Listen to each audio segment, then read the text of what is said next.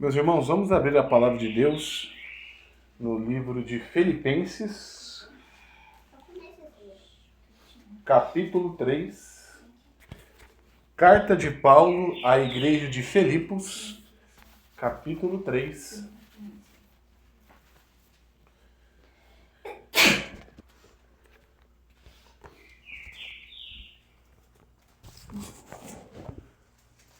Vamos ler do verso 1 ao verso 3. Filipenses, capítulo 3, do verso 1 ao verso 3.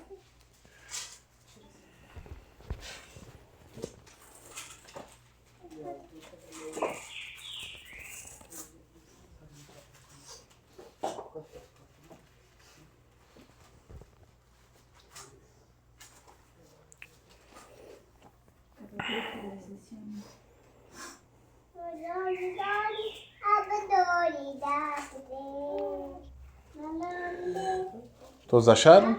Vamos ler o texto bíblico, a santa e inerrante palavra de Deus.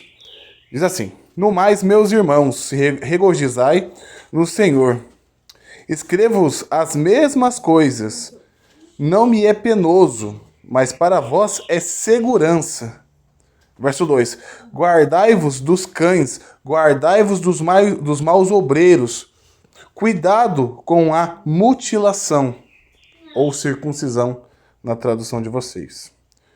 Porque a circuncisão somos nós, que adoramos a Deus em espírito e nos alegramos em Cristo, ou gloriamos em Cristo, e não temos confiança na carne. Nesse momento, irmãos, vamos fechar nossos olhos para falarmos com Deus. Santo Deus, eterno Pai, Criador dos céus, Criador da terra, Pai do nosso Senhor e Salvador Jesus Cristo, muito obrigado, Senhor, por este momento onde podemos nos reunir publicamente para louvar e engrandecer o Teu santo nome. Isso é um privilégio. Obrigado porque o Espírito Santo, pressionando os nossos corações, nos trouxe aqui. E nesse momento, Pai, pedimos que o próprio Espírito Santo dirija esse momento de ensino. Que a sua palavra possa ser exposta com fidelidade. Que a sua palavra possa ser exposta para a honra e glória do teu santo nome. Pedimos a sua misericórdia, por amor ao seu Filho amado Jesus. Amém. Meus irmãos, então chegamos ao capítulo 3 da carta de Paulo à igreja de Filipos. Vemos, algumas semanas atrás, ou até meses atrás, a gente estava caminhando como Paulo, ele quer, por meio do seu sofrimento, e como Paulo se comportava no sofrimento, o quanto ele ensinava a igreja de Filipos e quanto nos ensina hoje a igreja do Senhor. Percebe? Nós estudamos ao longo dos meses que a igreja de Filipos foi fundada lá em Atos 16, quando o apóstolo Paulo foi pregar na cidade de Filipos. Ele teve uma visão onde ele devia ir para Macedônia, onde a cidade de Filipos estava nessa região. Ele foi para lá ele encontrou Lídia. A gente viu que Paulo, ele anunciou o evangelho. Lídia, aquela vendedora de púrpura, ouviu o evangelho. O texto diz que aquela mulher teve o seu coração aberto pelo Senhor e por isso ela pôde crer. E depois teve um grande alvoroço naquela cidade, onde Paulo, a pregação de Paulo e a pregação de Barnabé incomodava os membros daquela cidade, os moradores daquela cidade. Ele foi preso, e lá quando ele foi preso, o texto diz que ele e Barnabé cantavam hinos, e lá a gente tem o relato que os muros caem, e ali eles tiveram a oportunidade de sair, eles não saíram, e aquele guarda que se viu perdido naquela situação pergunta para eles, né, o que ele deveria fazer para ser salvo. E Paulo responde que ele deveria crer em Cristo e ele e sua família seria salva. Aquele carcereiro, a gente viu lá em Atos 16, a gente estudou Atos 16 até o 18, se eu não me engano, nos últimos meses. Esse carcereiro leva Paulo juntamente com Barnabé para a sua casa. Lá ele cuida de Paulo, lá o carcereiro e sua família batizados. E ali surge, ali dentro de Lídio, o carcereiro e a pregação de Paulo, dentro da cidade de Filipos, a gente tem a igreja de Filipenses, a igreja de Filipos. É nesse contexto. É dali que surge essa igreja. E agora Paulo escreve essa carta para essas pessoas que ele pregou o evangelho lá em Filipos. E agora ele quer confortar aquela igreja. A gente viu isso, né? Você vê que Paulo fala, olha, eu não quero que vocês se sintam tristes com a minha cadeia, porque o evangelho tem chegado até os palácios de César. Ou seja, o que a igreja olhava de forma pessimista para o reino de Deus, aonde o apóstolo dos gentios estava preso, eles olhavam e poderiam pensar assim, não, agora o evangelho vai parar de vez. Agora, daqui para frente, só vai piorar. Por que vai piorar? Porque o apóstolo gentil está preso. Mas o que Paulo nos ensinou? Que nem mesmo a prisão pôde conter o evangelho. Não dava para ser pessimista nem com a prisão de Paulo. Ou seja, um olhar pessimista do reino de Deus naquele período de Paulo não era coerente com o evangelho. Porque Paulo falou, olha, eles estão me prendendo, mas vocês não sabem. Cada vez que troca um guarda romano, eu anuncio o evangelho de Cristo. A ponto de que dentro do palácio de Nero estão conhecendo o evangelho. Ou seja, o reino de Deus estava crescendo, mesmo aparentemente aos olhos da igreja de Filipos, com Paulo preso, ainda o evangelho estava crescendo. E Paulo começa a mostrar para os membros da igreja que eles deveriam se alegrar no Senhor. Que eles não deveriam ter medo de Roma, eles não deveriam se entristecer com o cenário, mas eles deveriam se alegrar no Senhor. No capítulo 2, nós vemos que Paulo, aparentemente Paulo poderia ver alguns problemas de partidarismo na igreja. Qual que era o problema de partidarismo? Era possível que membros daquela igreja poderiam estar servindo uns aos outros por preferências, por status. Vimos que Paulo ele escreve que a atitude cristã para servir uns aos outros, ela deve estar ligada com a mesma atitude de Jesus Cristo, onde ele mesmo sendo Deus, onde ele mesmo sendo o Rei da Glória, ele serviu por amor aos eleitos. E esse deveria ser o sentimento dos cristãos da igreja de Filipos. Ninguém deveria considerar melhor uns dos que os outros. Todos estavam debaixo da autoridade e da misericórdia do mesmo Deus. Então, no nosso último sermão, a gente estudou ali dos versos 24 até o verso 29, vimos o relato de Paulo, de um homem chamado Epafrodito. O que Paulo relata desse homem? Esse homem saiu de Filipos e foi até Cesareia levar recursos para Paulo. Ele foi levar recursos para Paulo. E nisso que ele foi levar recursos para Paulo, ele quase morreu. Não temos muita noção do que exatamente aconteceu com Epafrodito. Mas diz que ao ele estar com Paulo, confortando Paulo, levando recursos financeiros para Paulo lá em Cesareia, ele quase morreu. E os membros da igreja de Filipos ficaram sabendo disso e se angustiaram muito. E Paulo tem o desejo de enviar o mais rápido possível Epafrodito para que a angústia dos irmãos lá em Filipos pudesse cessar. Então a gente viu um pouco das afeições do crente com os seus irmãos. Qual é o tipo de sentimento que os irmãos devem ter uns com os outros? A gente viu a preocupação de Epafrodito, onde arriscou sua vida por Paulo.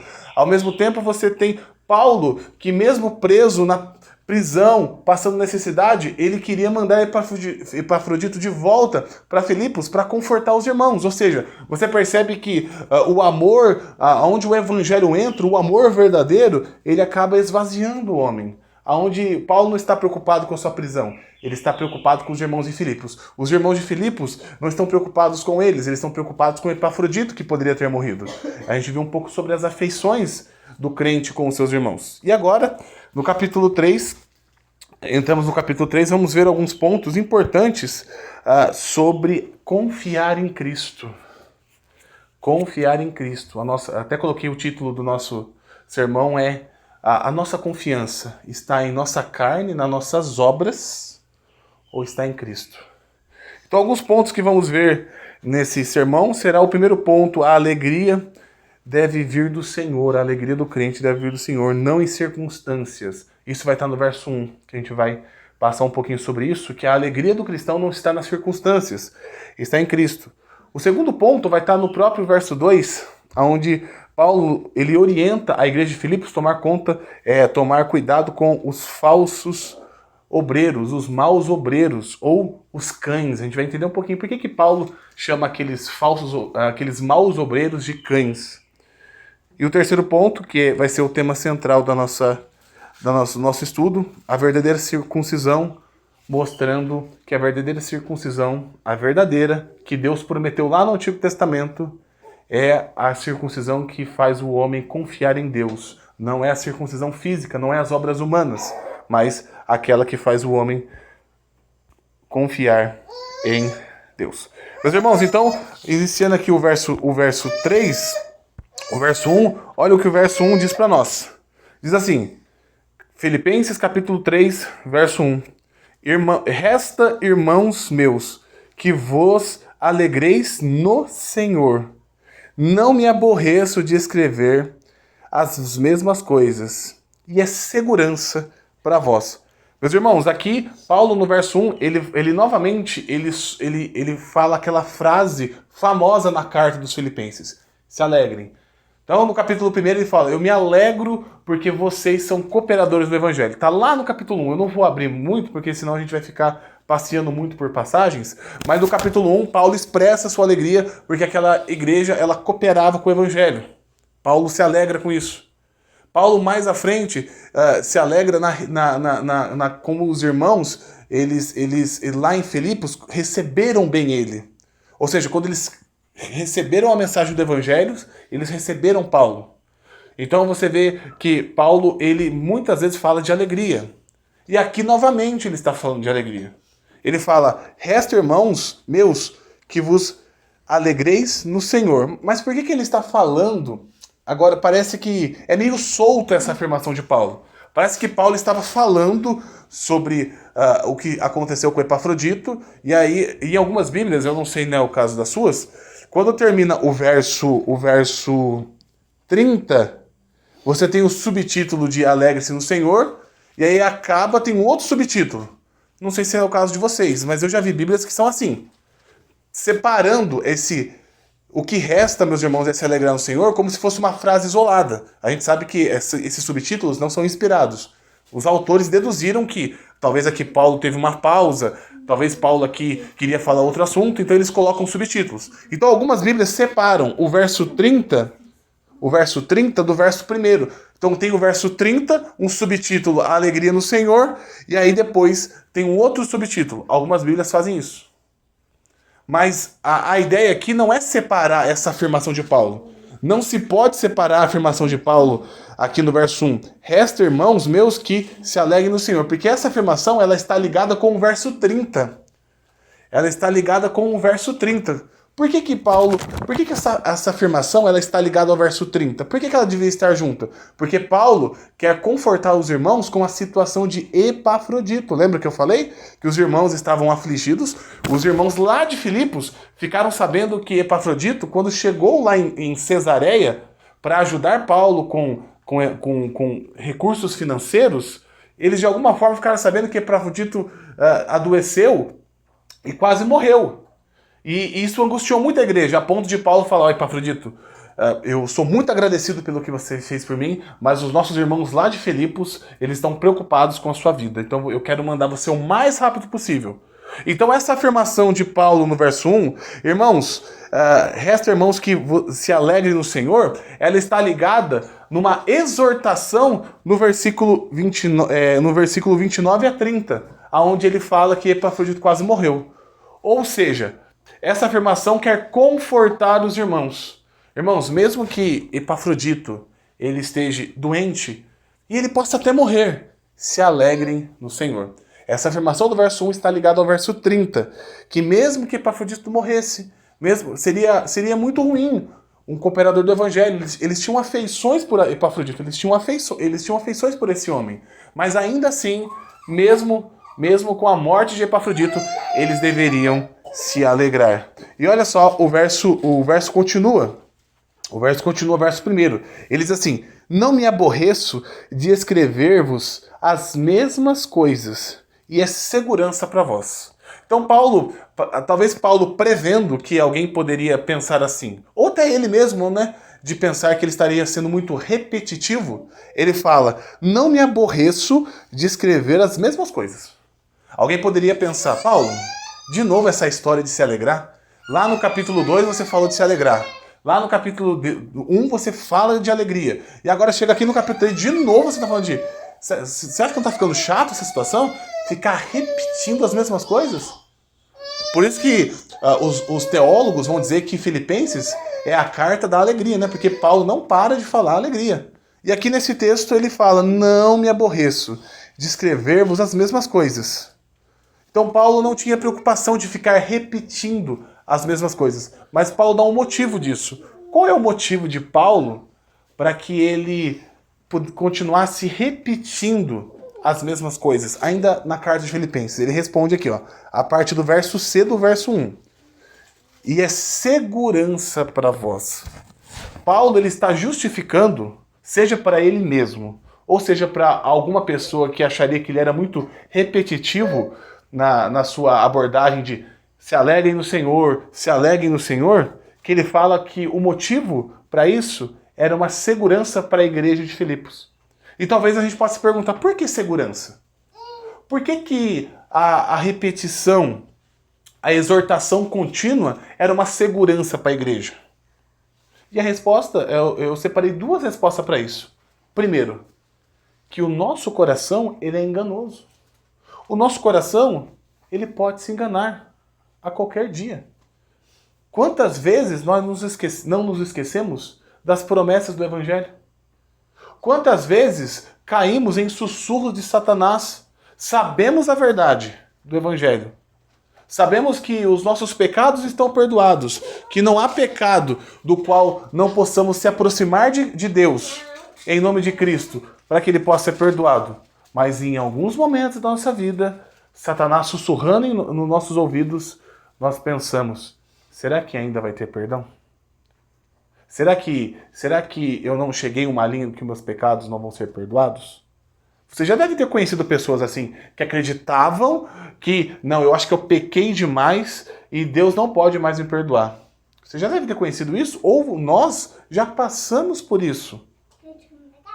Fraqueza, isso se chama fraqueza. A ideia de repetir, como Paulo fala aqui, ó, não me aborreço de escrever as mesmas coisas, é segurança para vocês. Paulo está dizendo assim, olha, eu repetir as promessas do Evangelho, de que vocês devem se alegrar no Senhor, é segurança, porque vocês precisam ser lembrados disso. O nosso coração, ele é corrupto. Enquanto ainda tivermos nesse corpo perecível, corruptível, ainda teremos instabilidade, teremos fraquezas. A palavra deve ser exposta domingo após domingo, no dia do Senhor. Ela deve ser aberta e lida nos lares, porque a gente precisa ser preenchido pela palavra de Deus. Quando você vai para Deuteronômio capítulo 6 em diante, o que Deus orienta para os pais para os filhos? Ouve, ó Israel, o Senhor teu Deus é o único Deus. Amarás o Senhor teu Deus de todo o teu coração, de toda a tua alma, de todo entendimento. Essas palavras vocês escreverão nos umbrais das portas. Vocês, quando estiverem caminhando pelo vale, falarão aos teus filhos. Quando vocês entrarem da porta de dentro, falarão aos teus filhos. Desde o Antigo Testamento, Deus quer que a sua palavra seja repetida ao homem. Não é que o homem vai decorar. Eu vou ficar repetindo porque ele vai decorar. Não vai. Ele pode até decorar, que será inútil a decoração, se não haver uma conversão. O homem convertido precisa lembrar das palavras do Evangelho. Por causa da sua fraqueza, por causa da minha fraqueza. Esse momento, o qual dedicamos para adoração a Deus, para louvor a Deus, é um momento de segurança aqui para nós. Estamos seguros ouvindo a palavra de Deus, dos quais fomos bombardeados durante toda a semana por esse mundo, por pessoas, por ideologias, aonde tivemos que ouvir, suportar, estar no meio de pessoas que não adoram o mesmo Deus que nós adoramos. Esse momento de adoração que dedicamos a Deus é um momento seguro. Nós adoramos a Deus em espírito e verdade. E ao mesmo tempo, Deus nos abençoa com a sua palavra. Paulo diz, não me aborreço de escrever as mesmas coisas. É segurança para vocês. Esse momento de ensino é segurança. Quando você abre a sua Bíblia, você já leu os Salmos, você já leu os Evangelhos, você já leu alguma vez na sua vida. Mas quando você lê novamente, é segurança para sua alma. É segurança, é fortalecimento da sua fé. O segundo motivo que eu separei porque é importante repetidamente ouvir a palavra de Deus. Por causa dos falsos mestres. Falsos mestres e falsos pastores estão a rodo por aí. Falsos pensamentos, falsas doutrinas, pessoas que dizem ser piedosas com roupa de piedade, dizendo que amam a Cristo, estão pervertendo o Evangelho. Se nós não estivermos atentos em ouvir as palavras da vida eterna repetidamente, como eu disse, a gente não deve olhar como que a força da repetição ela tivesse alguma eficácia. Não é isso. Não adianta você pegar um regador e regar uma terra que não tem semente, que não vai adiantar nada. Pega um regador e fica regando um solo que não tem semente.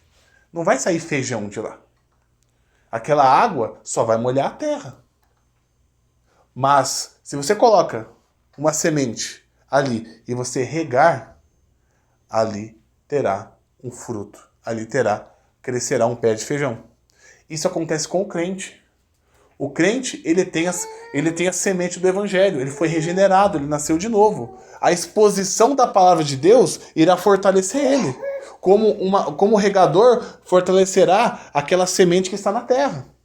Então eu não quero dizer que o ato apenas de repetir, de ler a Bíblia, por si só, ele vai trazer benefícios para a fé do homem. Só vai trazer benefícios se ele tiver a fé verdadeira, se ele foi regenerado, se ele nasceu de novo. Então, voltando ao segundo ponto, aonde Paulo aqui diz que ele não se sentia preocupado de ficar repetindo as mesmas coisas para os filipenses, nós devemos ouvir repetidamente o Evangelho, a Bíblia, uma exposição bíblica, a leitura da palavra de Deus, porque existem muitos falsos mestres. Você não consegue conversar com ninguém com segurança. Sempre você tem que estar com o seu escudo e a espada levantada, se tratando de várias questões, muito mais do Evangelho. Se nós não tivermos o acesso à leitura contínua da palavra de Deus, estar expostos a pregações bíblicas, estarmos reunidos aqui na reunião evangelística, nós seremos esmagados por esses homens. Então Paulo fala que não é um peso para ele. Ele continua no verso 2. Guardai-vos dos cães, guardai-vos dos maus obreiros, guardai-vos da circuncisão. Aqui Paulo, a gente tem 3 pontos para examinar esse texto, onde ele fala que deveria se guardai-vos dos cães, maus obreiros e guardai-vos da circuncisão. De quem Paulo está falando aqui? Paulo está falando aqui dos falsos judeus, dos judaizantes de Gálatas. Aqueles homens que não negavam a Cristo diretamente. Por que eu digo que eles não negavam Cristo diretamente, mas eles negavam indiretamente? Porque eles misturavam as obras da lei, as obras da antiga aliança, o esforço humano com Cristo. Então, eles não negavam diretamente assim, não queremos Cristo. Mas eles adicionavam Cristo mais alguma coisa. E se você adiciona Cristo mais alguma coisa, você está negando ele de forma indireta. Então aqui Paulo fala, guardai-vos dos cães. Ou seja, eram aqueles homens que chegavam na igreja do primeiro século e eles tentavam se associar, criar pontes, estar juntos ali. E aí ele fala, olha, também adoramos Jesus, realmente Jesus é o Messias. Mas deixa eu fazer uma perguntinha para você. Você que é gentil, né? Você mora aqui em Filipos? Você é gentil, né? Sou. Não, eu também acredito que Jesus é o Messias. Mas deixa eu fazer uma perguntinha para você. Você já se circuncidou? O gentil vai falar, o quê? Não, mas eu não sou da tribo de Israel. Não, mas você não entendeu ainda. Para você receber o Messias, você precisa se circuncidar. Você, quando você tiver para você fazer parte da aliança com Deus, você precisa se circuncidar e precisa acreditar em Cristo. E depois? Depois tem só o sábado. Aí você guarda o sábado, Ah, mas também tem os alimentos que não podem comer. Ah, e também tem que ir lá no templo. Mas isso aí não era sombra, não. E era isso que esses homens faziam. Eles iam entrando dentro das igrejas do primeiro século, falando, não, eu também acredito no Messias. Ó, mas tem a circuncisão. Não é muito parecido hoje? Quando você vai chegar perto de um membro de seita? Não, nós somos irmãos. Mas ó, você guarda o sábado? Né? Ah, você vai em tal campanha? Ah, você sobe no monte? Ah, nós somos... Cria essa roupagem de piedade. Ele cria uma ponte com você. Mas quando você ouve, você chega bem pertinho e fala... isso não é cristianismo. Isso é outra coisa. E Paulo aqui fala, guardai-vos dos cães. Esses cães são os falsos judeus. E o curioso é que esse termo de Paulo, cães, ele é um termo irônico. Porque para o judeu, o cachorro, o cão, ele era um animal impuro. Ele era um animal impuro para o judeu. E o que Paulo chama esses homens? De cães. No final, o que aqueles homens falavam que era impuro? Eles mesmos eram impuros. E por que Paulo chama de cães? Porque cão é aquele que late e avança. Vai pular aqui no meu portão, que eu tenho um pitbull, ele vai latir e vai avançar na pessoa. Se você for na casa do João, pular lá, vai ter o cachorro dele que vai latir e vai avançar. Paulo aqui está falando que esses homens, eles são cães. O cão late e avança. Esses homens, por que eles latem e avançam? Eles latem contra a igreja de Cristo, contra o verdadeiro evangelho. Eles avançam contra a igreja verdadeira, contra o verdadeiro evangelho. Esses homens, eles se opõem à pregação. Eles se opõem ao evangelho da graça. Esses homens se opõem à doutrina da justificação pela fé. Esses são cães que eles querem dilacerar a verdade do evangelho. Esses homens querem avançar. Eles estão com raiva da verdade do evangelho. Por isso que eles são cães, porque eles avançam, eles latem, eles querem deslacerar a igreja do Senhor. E aqui Paulo continua dizendo, guardai-vos dos maus obreiros. Olha só que interessante. Paulo fala que esses homens têm atitude de cachorros, de cães, onde eles querem avançar contra a doutrina de Cristo. Eles querem deslacerar o evangelho do Senhor Jesus. Eles são inimigos do evangelho. E agora ele fala que eles são maus obreiros. Por que Paulo quer chamar esses homens de maus obreiros? Obreiro é aquele que realiza aquela obra, tal obra. Esses homens estão obreiros maus. Por que esses homens são obreiros maus? Porque esses homens não são inocentes. Paulo está ensinando que esses maus obreiros, quando ele usa esse termo maus obreiros, Paulo quer ensinar o quê? Esses homens não são inocentes. Ah, eles não sabem o que estão fazendo. Eles são ingênuos. Eles são ingênuos. Eles estão aqui ensinando circuncisão para os gentios, mas eles não sabiam disso. Eles são ingênuos, eles são sinceros na fé deles. Eles não sabiam que eles estavam pisando no sangue da aliança. Eles não sabiam disso. Então a gente tem que perdoar eles. A gente tem que chegar para o falso profeta e falar, a gente entende que você não sabia, você era inocente, você não sabia o que estava fazendo. Então a gente perdoa você porque você era ignorante. Não. Paulo usa o termo maus obreiros porque esses homens eles tinham intenção de destruir o evangelho de Cristo. Ou seja, eles eram inimigos da cruz de Cristo. Eles eram inimigos da doutrina da justificação apenas pela fé. Eles eram inimigos declarados. Eram aqueles homens que você chegasse nele e fosse direto nele e falasse assim, olha, é Cristo mesmo ou é Cristo e a circuncisão? Se você chegasse dele e falava, não, tem que ter a circuncisão. Eles passavam uma roupa de piedade, mas se você chegasse nele e pressionasse, realmente, justificação apenas pela fé, o que você acha? Não, tem que ter as obras, tem que ter a circuncisão. Esses homens sabiam o que eles estavam fazendo. Esses homens não eram inocentes. Como se a gente for conversar com esses homens, eles vão falar. Eles vão falar. A gente sabe disso. A gente sabe disso. Se a gente for conversar com esses homens que deturpam o olhar no olho deles e falar, olha, realmente, é somente Cristo ou é Cristo e mais alguma coisa? Olha, você falando assim, ó, Cristo morreu pela gente e isso e aquilo, mas olha, precisa fazer isso. Ele vai falar, porque ele não é inocente. Quando Paulo fala no verso 2, a parte B, guardai-vos dos maus obreiros, Paulo quer pôr na cabeça dos membros da igreja de Filipos, esses homens estão bem conscientes do que eles estão fazendo com você. Não acha que quando ele vem lá te ensinar a circuncisão, lá ele está sendo inocente. Ah, eu não sabia. Ai, não, desculpa, eu não sabia. Não, ele sabe. Ele sabe. Ele está misturando obras com justificação pela fé. E ele sabe o que ele está fazendo. Ele não é inocente, ele não é tolo. Ele é tolo por outro motivo, porque ele é herege. Mas não é tolo por não saber. Ele sabe.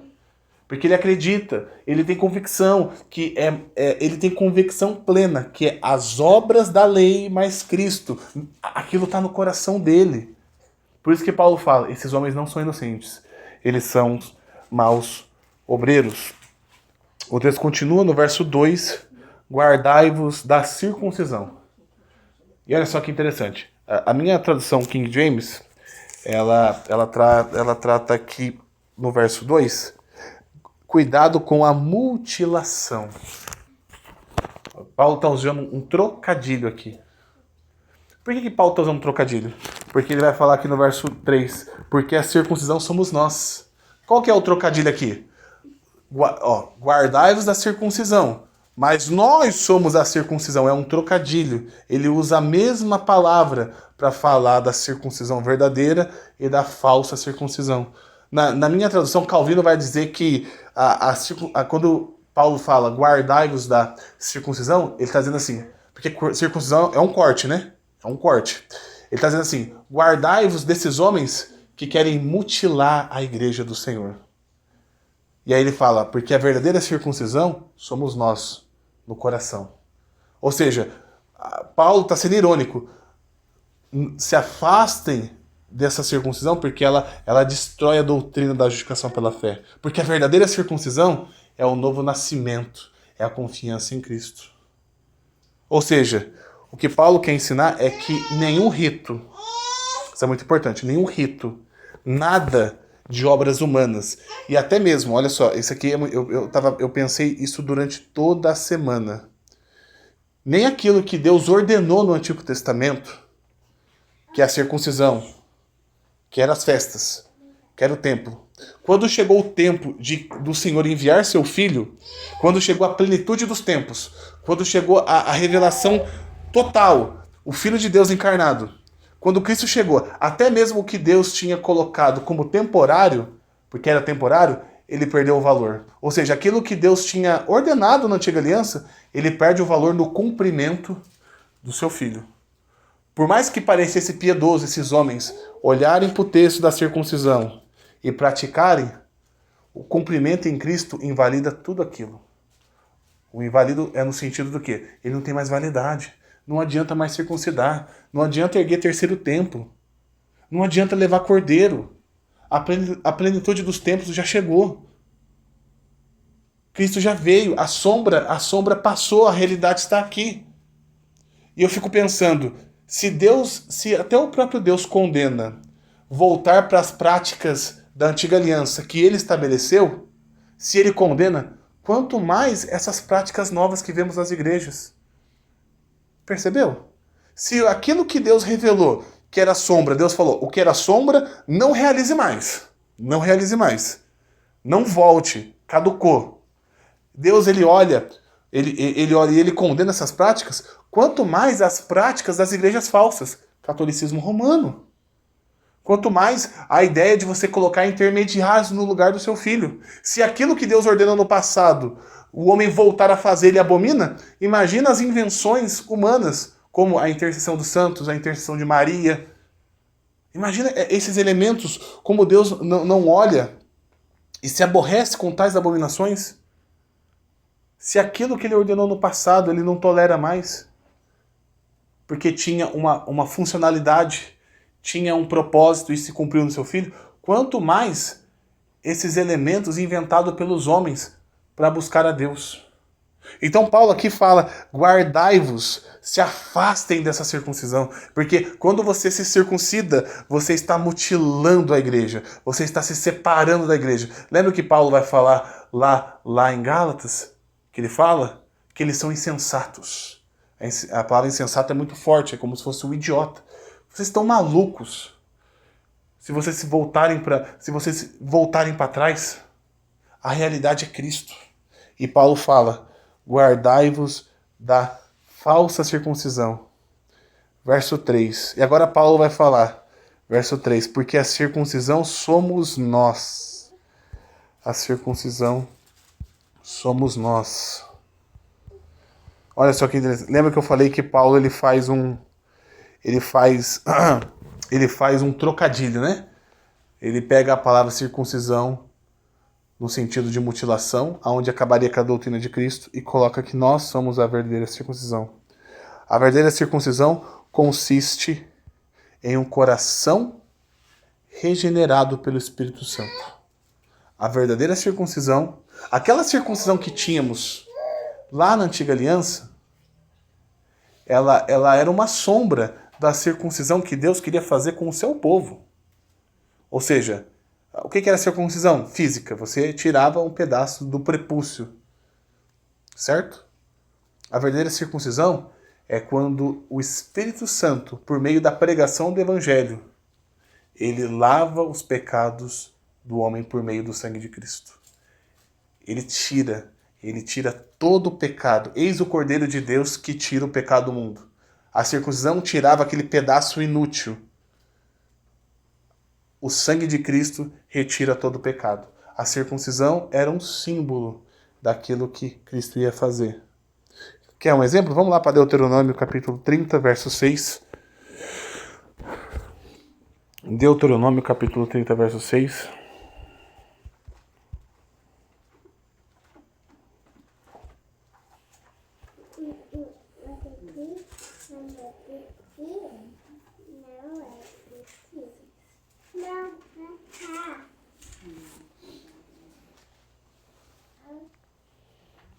Esse aqui é o meu?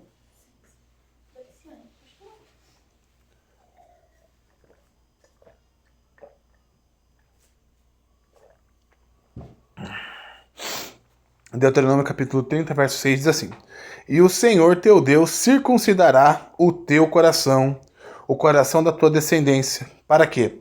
Para amares ao Senhor teu Deus de todo o coração, de toda a tua alma. Para o quê? Para que vivas. Está aqui a verdadeira circuncisão.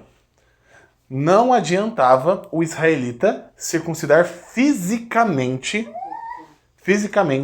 se ele não colocasse a sua confiança no Deus de Israel. Por isso que Paulo vai falar do verdadeiro e falso judeu. Lembra lá em Romanos 2 que nós estudamos com o João? O verdadeiro judeu é o que? Interior. O verdadeiro judeu é o interior, é o novo nascimento. É o que nasceu de novo. Não é o exterior. Paulo fala lá em Romanos 9 que dentro de Israel tinha outro Israel. Tinha o Israel na carne e o Israel que? Espiritual. A circuncisão física e a circuncisão que somos nós. Paulo vai falar, olha, daquela circuncisão lá, porque vocês correm. A circuncisão verdadeira é a conversão. Se você está em Cristo, você participa dessa nova circuncisão. Vamos voltar para Filipenses.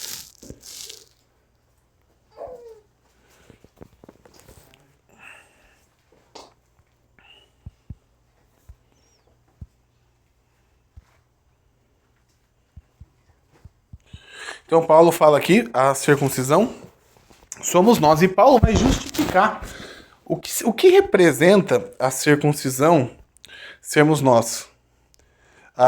Olha só o que Paulo vai falar, verso 3. Porque a circuncisão somos nós. Por quê? Por que a circuncisão? O que define alguém que é circuncidado na carne e alguém que é circuncidado no coração? A gente viu um pouco em Deuteronômio, mas aqui Paulo explica pra gente. Ele fala, porque a circuncisão somos nós que adoramos a Deus em espírito. Como que Paulo define alguém que realmente foi circuncidado por Deus? aquele que realmente nasceu de novo. Ele fala que adoramos a Deus em espírito. Espírito que é entendimento. Tá minúsculo, e é isso mesmo. É entendimento com a alma. Não é adoração, não é uma adoração retratada na antiga aliança por símbolos. O que Paulo quer ensinar aqui? Na antiga aliança, como que você adorava a Deus? Você tinha o templo, você tinha o sacerdote e você tinha o cordeiro. Você pegava o seu cordeiro, levava para o sacerdote derramava o sangue, você tinha que participar por todos aqueles ritos da antiga aliança, e ali você adorava a Deus. Por meio do quê? Por meio das sombras. Você adorava a Deus por meio das sombras. Dava para adorar a Deus fora das sombras, fora do antigo Israel? Não. Se você queria adorar a Deus, você tinha que ir para Israel, naquela localidade física, onde tinha o templo, onde tinha o sacerdote, onde tinha o cordeiro, e você tinha que adorar a Deus daquela forma. Só que agora veio Cristo. E aqueles elementos ficaram para trás. A circuncisão física ficou para trás. O cordeiro ficou para trás. O sacerdócio levítico ficou para trás. O templo ficou para trás. Jerusalém ficou para trás. Agora não se adora mais indo para Jerusalém. O que o Senhor Jesus fala para aquela mulher lá do poço, em João capítulo 4, versículo 24? Ela pergunta, mestre, os samaritanos dizem que tem que adorar aqui onde foi criado esse poço. Os judeus dizem que tem que ser lá em Jerusalém. Eu não estou entendendo. Onde que nós adoramos o Senhor? E que Jesus responde para ela? Que chegará o momento que os adoradores virão ao Pai e o adorarão em verdade e em espírito. Verdade é o que está revelado, que Deus revelou. Em espírito é com entendimento. Você saber ter fé no verdadeiro Deus. Pela palavra, verdade. Pelo espírito, entendimento. Você entende o Deus que você serve. O Senhor já estava mostrando. Olha, o templo vai cair. Aqui esse poço de Jacó vai cair. E o que vai acontecer? Não vai ter adoração? Vai. Em verdade e em espírito. Não é mais em Jerusalém. É aqui. É em igreja em outra cidade? Não é mais lá no Monte de Sião. Pode ser em São Paulo. Pode ser no Rio de Janeiro. Pode ser em qualquer outro lugar. Porque é em verdade e em espírito. Então Paulo fala que ele quer responder, ele quer ensinar os membros da igreja de Filipos. Quando algum judeu fala assim para ele assim, olha, você tem que ir lá em Jerusalém, tá? Você tem que circuncidar e ir lá em Jerusalém para adorar a Deus. Paulo está ensinando, não. Porque eu faço parte da nova aliança. Eu nasci de novo. Agora eu adoro Deus. Olha só o verso 3. Porque a circuncisão somos nós que adoramos a Deus em espírito. Eu adoro em espírito. Nós aqui adoramos Deus em espírito e em verdade. Nós adoramos. Se o seu coração é um coração regenerado, você adorou a Deus em espírito hoje. Se você confia que Jesus Cristo é o único meio de salvar você da condenação do inferno, e ele é o único meio de você ter paz com Deus, você adorou a Deus em espírito aqui hoje. Não foi por causa de elementos, não foi por causa que nós estávamos... Não foi nada. Podia estar aqui, podia estar em qualquer outro lugar. Paulo fala que a verdadeira circuncisão é adorar a Deus em espírito. Ele continua. E nos alegramos em Cristo. Segundo ponto, ele fala, e nos alegramos em Cristo. Qual é a conclusão da circuncisão? Como eu sei que eu tenho uma verdadeira circuncisão? Primeiro, porque eu adoro a Deus em espírito. Eu não dependo de elementos. Eu não dependo de sacerdote. Eu não dependo de templos. Eu não dependo de ofertas. Eu não dependo de nada. Eu adoro a Deus em espírito. Ou seja, eu tenho meu coração circuncidado. Eu creio que Cristo morreu por mim. E eu devo render glória. Eu tenho que render adoração, glória a Cristo. Eu tenho entendimento disso. Qual que é o segundo ponto que Paulo fala? Que nos gloriamos em Cristo. O que é gloriar? Na tradução de você está a gloriar em Cristo? Está a gloriar? Está a gloriar, né? Gloriamos em Cristo. Qual é a segunda evidência que eu tenho o meu coração circuncidado? Que eu nasci de novo. Qual é a segunda evidência? A glória, como a gente já estudou, Romanos fala muito de glória, né? A glória de Deus, né? A gente está lendo Romanos, a gente vê que a ideia da glória é exaltação. É dar créditos. O que é dar créditos? É você reconhecer, é você olhar para tal coisa, aconteceu tal situação e aconteceu por causa disso. Dar glória é dar créditos. Então vamos dar um exemplo aqui. Imagina que eu fui lá, o João foi lá e ajudou uma pessoa a arrumar um emprego. Essa pessoa chegou aqui na cidade, não conhecia nada. O João lembrou, olha, tem uma vaga de emprego lá em tal lugar. E levou essa pessoa lá para a vaga de emprego. A pessoa não tinha condições, ela nem sabia, ela chegou em Camborão, ela estava perdida. Não sabia para onde ir. Ela só colocou as coisas para dentro da casa dela e pensou, o que eu vou trabalhar? O João viu que ele era vizinho dele e falou, qual é o teu nome? Fiquei sabendo que você chegou aí e tal. Então eu vim lá de São Paulo e tal, eu tô assim, eu não conheço nada aqui, cara, e eu preciso começar a trabalhar urgente. Cara, eu tenho uma ideia pra você. Vem aqui comigo. Foi lá, levou o carro, pegou o carro, levou o cara lá, chegou lá na empresa, pode ser até na Teu, chegou lá para Luiz, ó, esse aqui, ele chegou de viagem, tal, ele me falou aqui que pela experiência dele já trabalhou com vendas, etc e tal. Você consegue dar essa vaga de emprego? O Luiz vai lá e contrata o cara. O cara vai olhar pro João e falar assim, João, muito obrigado, porque se não fosse você, eu não poderia ter arrumado esse emprego aqui. Porque eu nem sabia dessa vaga, eu nem sabia dessa empresa, eu nem sabia como chegar aqui. Você pegou o seu carro, você me levou até o patrão, você criou uma ponte entre eu e o patrão, você me ajudou. Olha, se não fosse você, eu não poderia trabalhar aqui. Graças a você, por causa do seu esforço, eu estou aqui trabalhando. Percebeu que o rapaz ele olhou pro João e deu todo o crédito. Ele viu que ele não poderia ter levado, ele não poderia ter chegado lá se não fosse o João. Ele deu todo o crédito para o João. Isso é dar uma espécie de glória. Se a gente fosse dar um exemplo pequeno, seria isso. Coisa pequena. Eu poderia dar exemplos muito maiores. Então dar glória é dar crédito, é exaltar. É exaltar. O que Paulo quer nos ensinar aqui? Ele fala aqui no verso 3. Nos alegramos, nos gloriamos em Jesus Cristo. A segunda evidência da circuncisão do coração do homem é quando ele dá glória da salvação dele a Cristo. Gloriar em Cristo nesse contexto é você dar todo o crédito, toda a exaltação, toda a glória da sua salvação a Cristo. Então eu fiquei sabendo que você é salvo. Sou? Apesar que realmente você é uma pessoa bem... Você é crente mesmo, né? Eu vejo que você vai na igreja todo domingo, né? Eu vejo que você coloca lá no status você é salvo por causa disso. Não sou salvo por causa disso, mas por quê? Eu sou salvo pelo sangue de Cristo, pelo sacrifício perfeito dele. Ele é o responsável pela minha salvação. Se dependesse de mim, eu não poderia ser salvo. Isso é dar glória a Cristo. Aí a gente pode dar um outro exemplo. Alguém, não, eu sou salvo porque... Se parar pra pensar, eu tô na igreja já tem 30 anos. Não é querer falar, mas são 30 anos dando dízimo, né?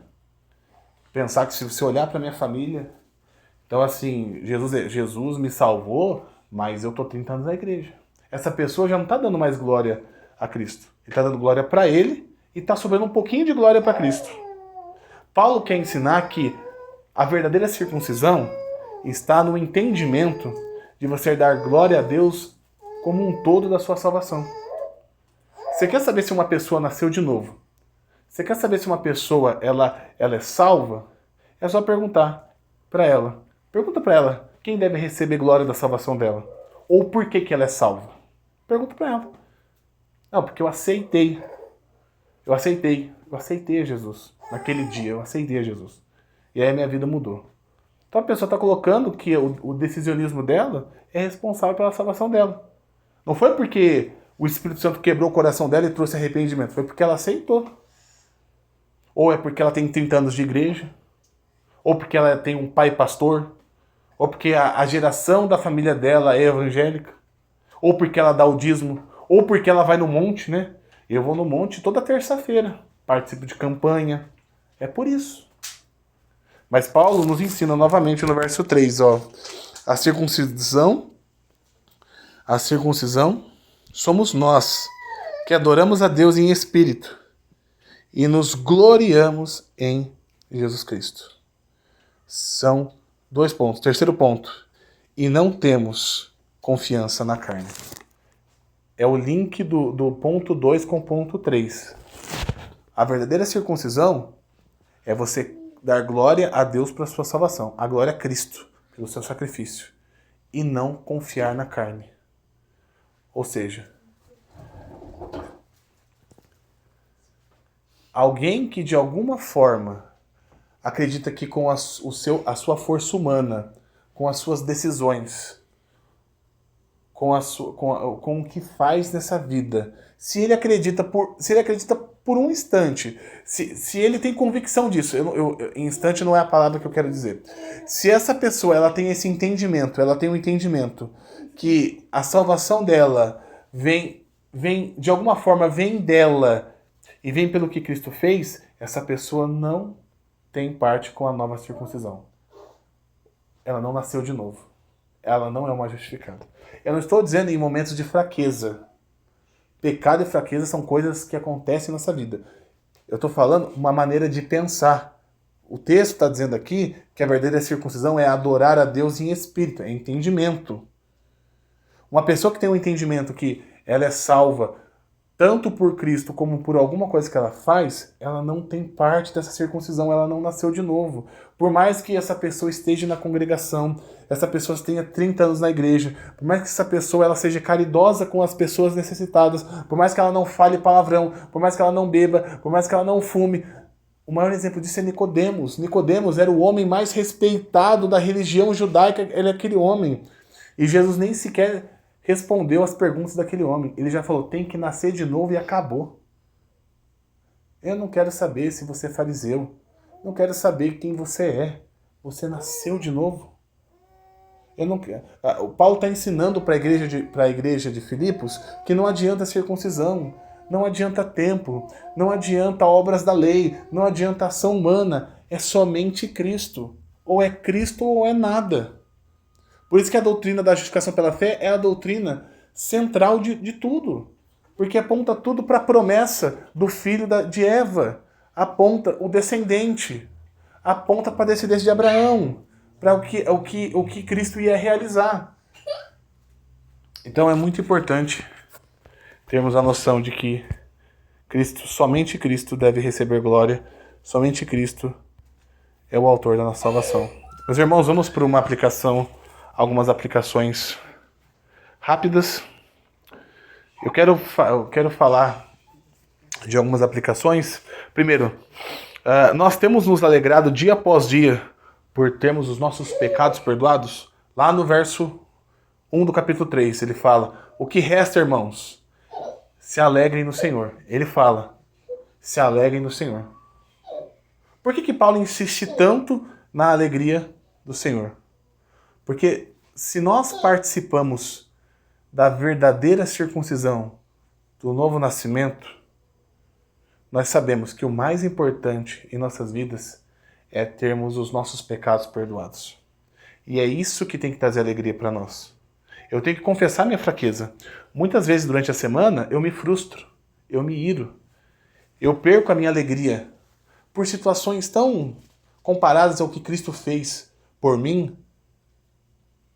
Eu olho diante assim e vejo, nesses momentos, no dia do Senhor, ou quando eu estou em casa, eu me envergonho de pensar que o quanto eu fiquei irado, insatisfeito no meu dia, sendo que o que realmente eu preciso eu já tenho, que é os meus pecados perdoados. Eu fico pensando, como uma situação de trabalho perturbou minha paz, sendo que o que mais precioso é ter os pecados perdoados. Como que essa situação do meu trabalho me frustrou? Como? E eu me envergonho, peço perdão ao Senhor. E eu confesso essa minha fraqueza. Quando eu olho eu louvo a Deus pelo acesso que temos à Escritura para lermos Paulo. Se alegrem. E eu não vou parar, eu vou continuar falando, se alegrem. Eu alegro no meu coração de ter esse acesso de Paulo, dos seus escritos inspirados pelo Espírito Santo. Eu me alegro quando temos a reunião e temos uma pregação bíblica com o João, quando estamos pregando aqui, porque é a maneira de Deus nos fortalecer. Porque somos fracos. Perdemos a nossa alegria. Os irmãos de Filipos também perderam a alegria deles. Eles perderam a alegria deles porque eles pensavam que o evangelho poderia parar com a prisão de Paulo. Eles perderam a alegria deles pensando que Epafrodito poderia morrer. Mas Paulo continua. Se alegrem no Senhor. Segundo ponto. Devemos ter cuidado para não ser enganado por falsos mestres e pastores com uma capa de piedade. Paulo vai falar isso lá para Timóteo. Tomem cuidado com aqueles homens que têm capa de piedade. O que é a capa de piedade? Você olha assim, parece. Mas chegar perto, não é. Não, mas é a pessoa que respeita as pessoas, tem um bom casamento, fala coisas interessantes. Mas quando você chega perto dela, vai falar da justificação pela fé. Não é bem assim. Cuidado. Paulo fala, cuidado com os cães, com os maus obreiros. Eu falei que quando Paulo fala de mau obreiro, ele quer ensinar, esses caras não são inocentes. Não, eles são maus mesmos. Não adianta vir com conversa que eles não sabiam, que eles sabiam sim. Blindar a nossa mente com a palavra de Deus. Blindar. Leitura da palavra, culto familiar, porque a gente não pode facilitar para esses homens. Terceira aplicação, a nossa adoração deve ser de coração com entendimento. Nós não podemos cair no erro dos judeus, que eles olhavam para os elementos e acreditavam que aqueles elementos poderiam salvar, que aqueles elementos eram santos. Não adiantava levar o cordeiro lá se não tinha o coração circuncidado. Não adiantava levar o cordeiro lá se não pediu para Deus arrependimento. Senhor, me dá arrependimento, circuncida meu coração. Isso tem uma aplicação para nós. O nosso momento de reunião, onde cantamos salmos, hinos e oração, ele por si só, o ato de fazer ele, não significa que o nosso coração é circuncidado, porque nós podemos colocar um ímpio aqui, e o ímpio vai repetir as palavras dos salmos, ele vai repetir as palavras, e isso não vai mostrar que ele participou da circuncisão verdadeira. Ou seja, isso aqui são meios que Deus utiliza para fortalecer a fé dos eleitos. Quando cantamos salmos, mas nascemos de novo, esses salmos glorificam a Deus e fortalecem a sua igreja. Quando temos um coração regenerado pelo Espírito Santo, quando oramos, fortalece o nosso coração. Mas se o nosso coração não foi regenerado, isso será igual aquele regador que rega uma terra sem semente. Não devemos confiar em nenhum desses elementos. Devemos confiar apenas em Cristo.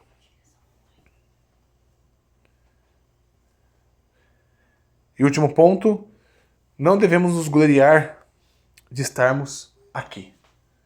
Não devemos nos gloriarmos.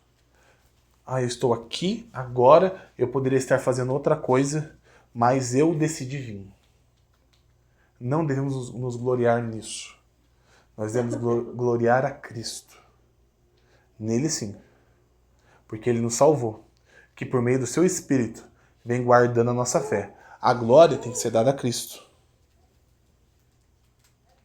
Se nós acreditamos que, de alguma forma, somos mais privilegiados, se somos mais importantes daqueles que não estão conosco, estamos colocando glória em nós, não em glória a Cristo.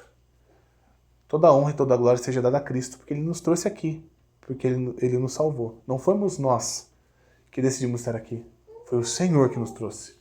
E que a honra e glória seja dada a Ele, não só por esse momento, mas por toda a nossa salvação. Amém.